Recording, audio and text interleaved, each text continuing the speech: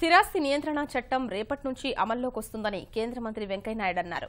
సొంతింటి కోసం చాలా మంది ఎదురు చూస్తున్నారని, స్థిరాస్తి వ్యాపారంలో ఇకపై కొనుగోలుదారే రారాజవుతాడని అన్నారు. చట్టం ద్వారా స్థిరాస్తి, గృహ నిర్మాణ రంగాలు పుంజుకుంటాయని అభిప్రాయపడ్డారు. నవీన భారతం కోసం ప్రతిపక్షాలు ప్రభుత్వంతో కలిసి పనిచేయాలని వెంకయ్య పిలుపునిచ్చారు. ముందస్తు ఎన్నికలపై వస్తున్న వార్తల్లో వాస్తవం లేదన్న ఆయన దేశానికి బాహుబలి ప్రధాని మోదీ మాత్రమేనని ఉద్ఘాటించారు. నిర్మాణాత్మకంగా వ్యవహరించండి, అభివృద్ధిలో పాలు పంచుకోండి, మీరు మోడీ గారితో పోటీ పడండి, ఇంతకన్నా మంచి పనులు చేసి చూపించండి అనేది ఈ ఎన్నికల యొక్క సారాంశం. అంతేగాని సుంటి సాకులు వెతికి ఒకసారి ఏమో మతం అని, ఒకసారేమో భ్రమలు పెట్టారని, ఇంకోసారేమో ఈవీఎంల మహిమని, ఈవీఎం ఓటింగ్ మిషన్ల మహిమని, మీరు గెలిస్తే ఓటింగ్ మిషన్ ఓకే, మీరు ఓడిపోతే ఓటింగ్ మిషన్ ఓటిది ఆడలేక మధ్యలో ఓడి అన్నట్టుగా వెనక కొంతమంది అలా వ్యవహరిస్తున్నారు. ఈవీఎం అంటే కొత్త నిర్వచనం చెప్తున్నారు, ఎవరి ఓట్ మోడీ అని.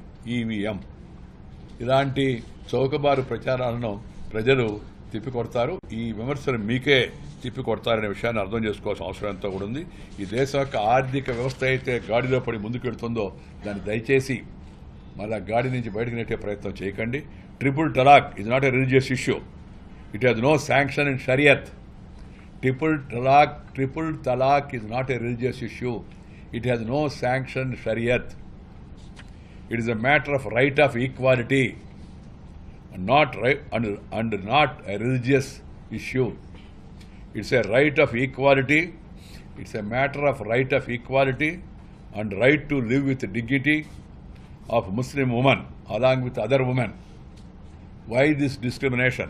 This must put an end and it should not be politicized. I appeal to all political parties to take a resolve to put an end to this negative politics, obstructionist mentality, and join the constructive effort and positive politics so that energies of country and our people could be put to better use. This is my appeal to all political parties.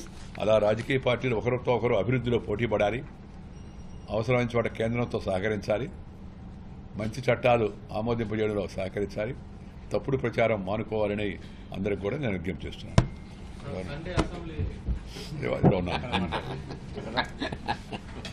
మంచిదే కదా, సెలవు రోజు కూడా పనిచేస్తే మంచిదే కదా.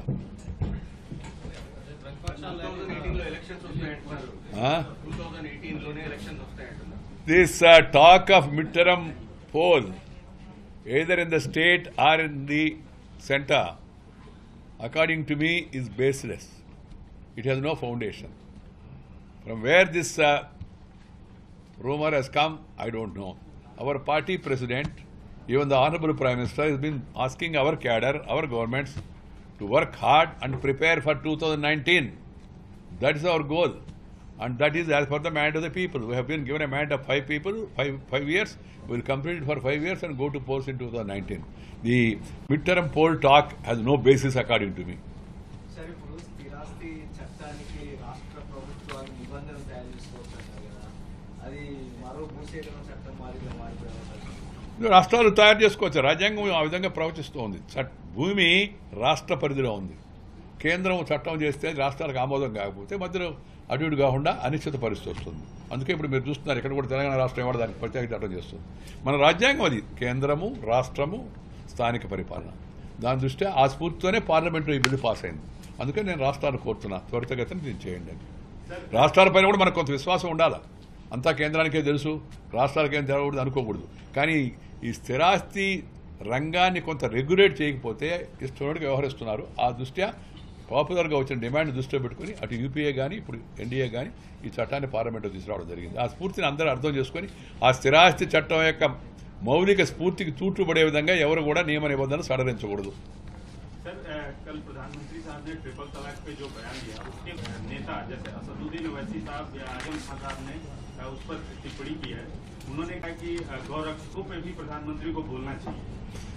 मेरा क्या पहला संरक्षण करो, महिला संरक्षण करो, देश का संरक्षण करो और बाद में बाकी का गौरक्षा के बारे में पहले ही कह दिया। ये अभी अभी इन्होंने हैदराबाद में, आपको याद होगा, लाल बहादुर स्टेडियम में जब आम सभा हुआ उसी में कौ विजिलेंटेशन के बारे में इतना स्ट्रांगली प्रधानमंत्री ने बोला इन लोगों को क्या है, ये भूलने का आदत हो गया, सेलेक्टिव अमनेशिया इसको कहते हैं। और प्रधानमंत्री ने जो कहा कल, उन्होंने कहा इसके बारे में मुस्लिम समाज सोचना चाहिए, ऐसा प्रधानमंत्री ने कहा, सोचना चाहिए।